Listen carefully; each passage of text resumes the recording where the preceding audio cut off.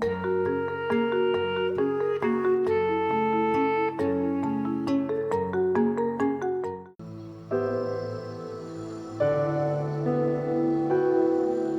la Bible raconte un événement, ce n'est pas d'abord pour informer le lecteur sur le déroulement précis des faits, mais pour l'éclairer sur le sens des événements.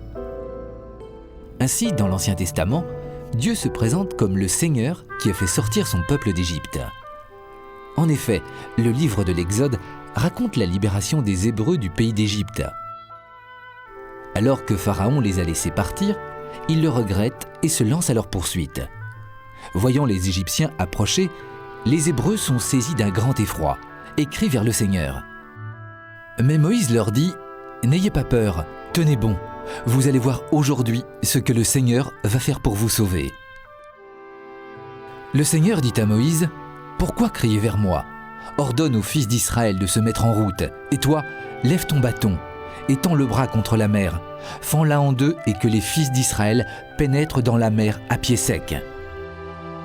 Je vais endurcir le cœur des Égyptiens, ils pénétreront derrière eux dans la mer. Je triompherai pour ma gloire de Pharaon et de toute son armée, de ses chars, de ses guerriers. Les Égyptiens sauront que je suis le Seigneur. »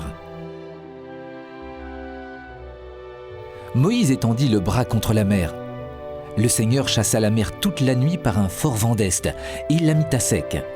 Les eaux se fendirent, et les fils d'Israël y pénétrèrent à pied sec, les eaux formant une muraille à leur droite et à leur gauche. Les Égyptiens les poursuivirent et pénétrèrent derrière eux jusqu'au milieu de la mer.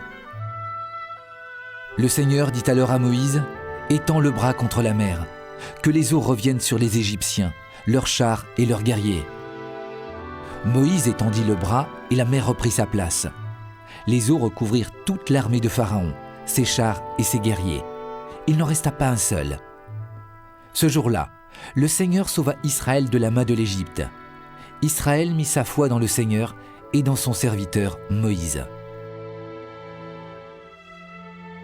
Ce récit, fondateur de l'histoire du peuple d'Israël, s'inscrit dans un contexte géographique et un temps donné, car le Dieu de la Bible est un Dieu qui agit dans l'histoire. Ainsi, avant le départ d'Égypte, Dieu institue pour son peuple le mémorial de la Pâque. De ses prescriptions, les fils d'Israël auront à faire mémoire de génération en génération, pour que Pâques soit renouvelée toujours et partout. Mais cette histoire a aussi pour objectif de révéler la puissance de Dieu qui libère de l'esclavage en toutes circonstances, hier, aujourd'hui et demain.